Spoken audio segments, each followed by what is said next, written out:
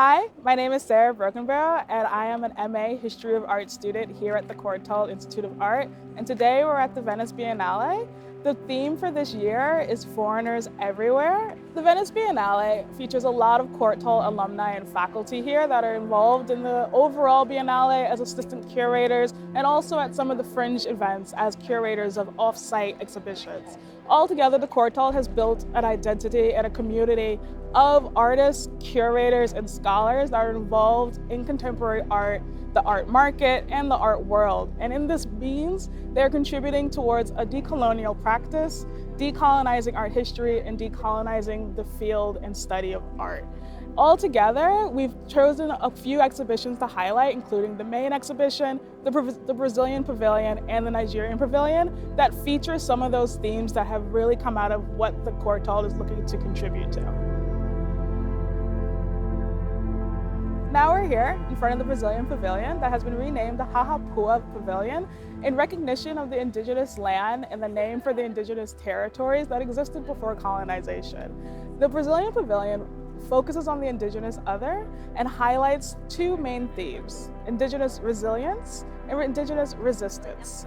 Through those themes, it highlights matters of indigenous knowledge, indigenous material objects, indigenous perspectives, indigenous ways of life, and the communities that have incorporated indigenous knowledge and the connections between ancestral knowledge and present living communities. This exhibition highlights themes of repatriation, decolonization, and how do you start to have those conversations when the perspectives are very different between European and indigenous perspectives on how we look at the same object. In many European museums, these objects are considered artifacts, artworks, botanical specimens, but indigenous perspectives see them as living objects that have a right to return home to Brazil. These conversations are very complex, but this exhibition gives visitors and viewers a way to start to look at these conversations. Hi, I'm Aindrea Emelife. I'm a curator and art historian. I'm the curator of modern contemporary of the Museum of West African Art, which is in Nigeria, as well as the curator for the Nigerian Pavillion at this year's Venice Biennale, and also a past Courtauld student. To start off, I wanted to ask, how would you describe a decolonial curatorial practice?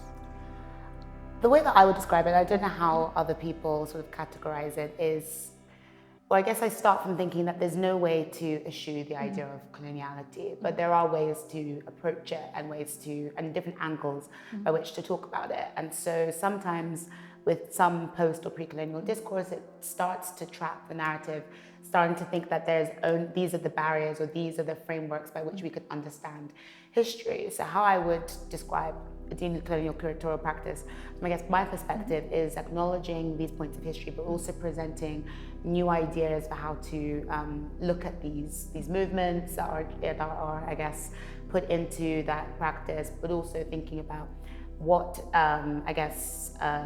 stigmas is the wrong word, but what ideologies are framing our ideas of that time. So I think a good example is like trying to think about some of the themes for this exhibition, for example. Some people already are asking whether it's very much looking at sort of post-coloniality in Nigeria, because the art historical discourse for many starts after that moment. But in embracing and in discussing that the colonial period or post-independence period, I'm also trying to show that there are other ways of looking at it. So I guess a thrust for me would be thinking about new ways of seeing and new ways of understanding. This exhibition is absolutely fascinating. I appreciate and really like looking at how the different pavilions incorporate indigenous knowledge and indigenous skills in a contemporary and modern context. I really like in this room how there's a combination of indigenous skills, such as the work being done to create these incredible objects, how they're viewed as material objects, cultural objects, and also pieces of artwork. And that has been a common theme that we've seen at many other pavilions throughout the Venice Biennale, about how you look at indigenous knowledge, you value it, you respect it, and you bring it into the present so that we can better understand it and better appreciate and value it.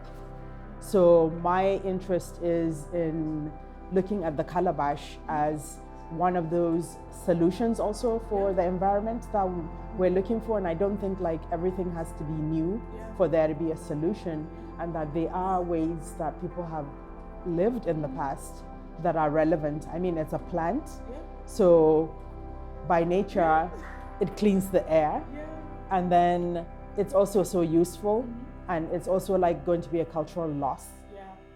So there are many levels of loss that would occur with the loss of the skills to harvest it, grow it, even the different kinds of decorations that you see in here.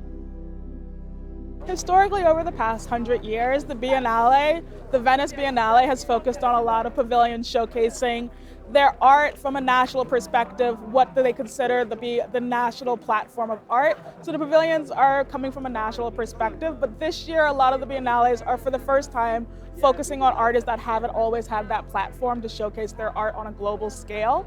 For example, the Brazil Pavilion and the France Pavilion is the first time that they're featuring migrant or indigenous artists. And a lot of other pavilions are also taking up that theme of foreigners everywhere by looking inside their country and seeing who has been categorized as a foreigner and what can we do to better respect and understand their perspectives. And hello, my name is Sofia Gotti. I am soon to be a lecturer at the Courtauld and currently artistic organizer at the Biennale di Venezia, where we are at the moment. Well, I think the core of the way in which we've approached this project as a decolonial project has been research. So we have really made an effort to stay away from perhaps the canonical pathways of research. It has been a lot very connected to travel, very connected to word of mouth, but again, outside of the usual frameworks that one would rely on. And of course, decolonizing is a very complex issue. It's not only an art historical issue, it's also one that concerns institutions, the way they operate, the way that they fundraise, the way that they relate to artists and the way that they deal with questions of inequality, especially when you're working with artists from the global south that have different kinds of access to visibility, to resources to make their works.